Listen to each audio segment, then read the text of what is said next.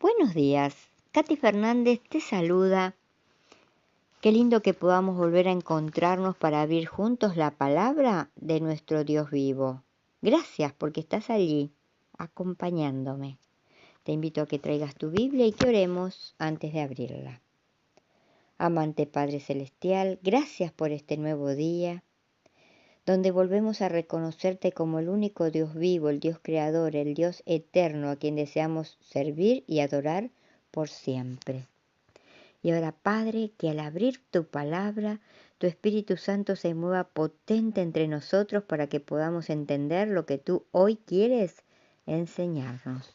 En el nombre de Jesús lo pedimos y agradecemos. Te amamos, Padre. Amén. El día jueves lleva por título El camino a la victoria. Aunque siempre se librará un conflicto interior entre la carne y el espíritu, en el corazón de cada creyente la vida cristiana no necesita estar dominada por el fracaso y el pecado. Te invito a que juntos leamos Gálatas capítulo 5, versículos del 16 al 26, mientras pensamos cuál es la clave para vivir una vida en la que el espíritu reine sobre la carne. Digo pues, andad en el espíritu y no satisfagáis los deseos de la carne, porque el deseo de la carne es contra el espíritu, y el del espíritu es contra la carne. Y estos se oponen entre sí para que no hagáis lo que quisiereis. Pero si sois guiados por el espíritu, no estáis bajo la ley. Y manifiestas son las obras de la carne, que son adulterio, fornicación, inmundicia, lascivia, idolatría, hechicería, enemistades, pleitos, celos, iras, contiendas, disensiones, herejías, envidias, homicidios, borracheras, orgías y cosas semejantes a estas, acerca de las cuales os amonesto, como ya os lo he dicho antes, que los que practican tales cosas no heredarán el reino de Dios. Mas el fruto del Espíritu es amor, gozo, paz, paciencia, benignidad, bondad, fe, mansedumbre y templanza. Contra tales cosas no hay ley. Pero los que son de Cristo han crucificado la carne con sus pasiones y deseos. Si vivimos por el Espíritu, andemos también por el Espíritu. No nos hagamos vanagloriosos, irritándonos unos a otros, envidiándonos unos a otros. Gálatas 5, del 16 al 26, contiene 5 verbos claves que describen el tipo de vida en el que reina el Espíritu. Primero, el creyente debe andar en el Espíritu. El verbo griego es peripateo, que literalmente significa andar alrededor o seguir. Los seguidores del famoso filósofo griego Aristóteles llegaron a conocerse como los peripatéticos, porque seguían a Aristóteles donde quiera que iba. El hecho de que el verbo esté en tiempo presente indica que acá nuestro Dios vivo a través de Pablo no está hablando de un andar ocasional, sino más bien de una experiencia diaria continua. Además, dado que también es un mandato, andad en el Espíritu, implica que andar en el Espíritu es una decisión que debemos tomar a diario. El segundo verbo es ser guiados. Esto sugiere que también debemos permitir que el Espíritu Santo nos guíe a donde deberíamos ir.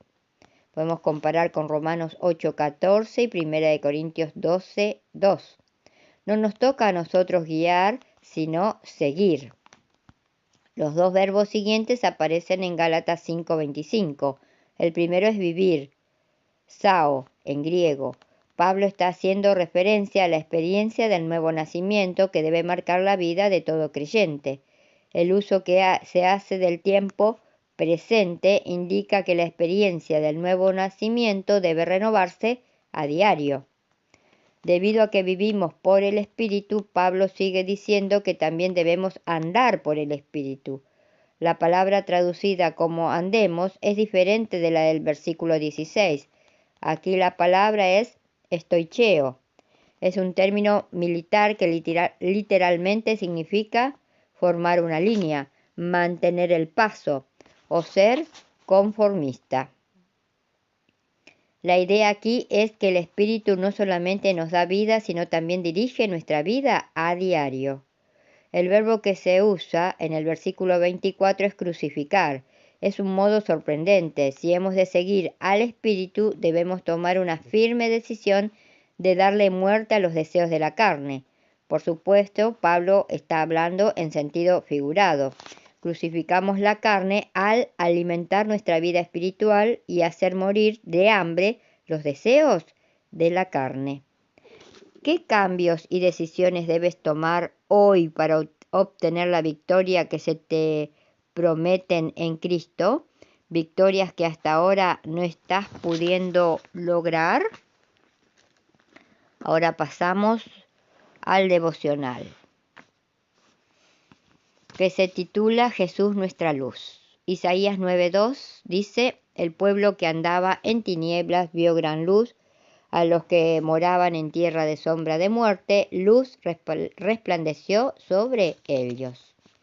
El versículo de hoy presenta una profecía de esperanza para el pueblo de Israel. Desde el cautiverio de las 10 tribus en el año 723 al 722 a.C., Galilea quedó literalmente en tinieblas, esclava del poder dominante, sin el ministerio de los sacerdotes ni de los profetas y completamente sumergida en la oscuridad espiritual.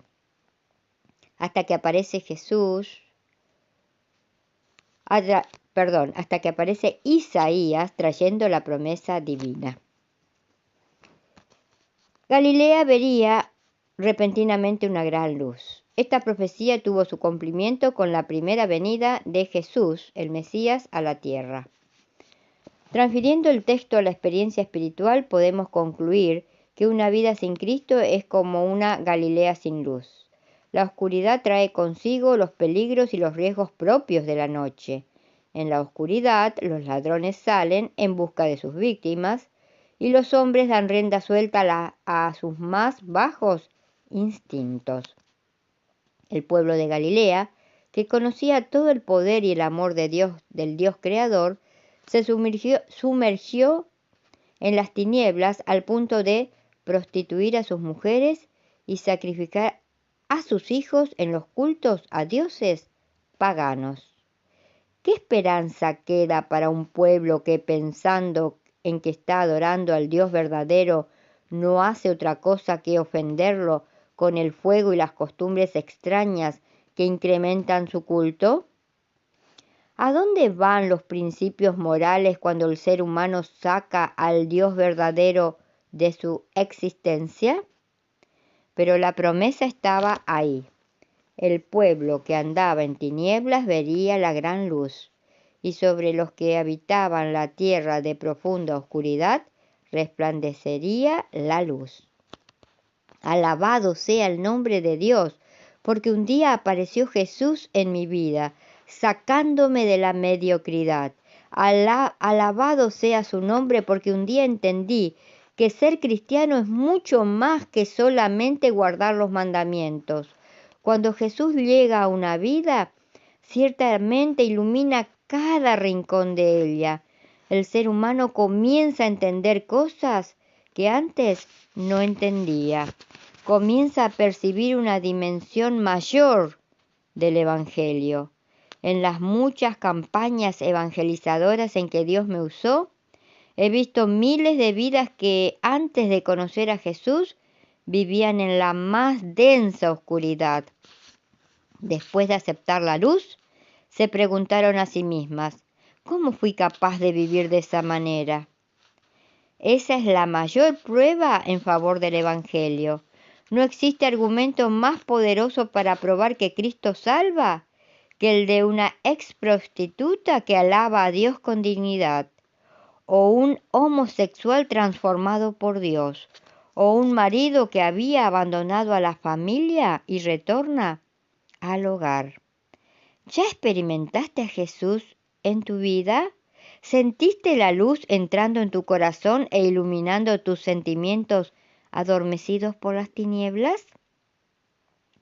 Que en este nuevo día que tenemos por delante podamos recordar que pronto, muy pronto, finalmente veremos a Jesús iluminando la tierra con su gloria, volviendo a buscarnos, cuando miles y miles de ángeles vengan por segunda vez rodeando a nuestro Dios vivo, a nuestro Dios todopoderoso que quiere compartir la vida eterna contigo.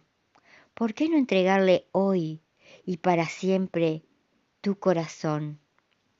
Y recordemos hoy también, si nuestras palabras no ayudan, no confortan, no hacen bien o no alegran, que nuestro Dios vivo, que nuestro Dios creador nos libre de pronunciarlas.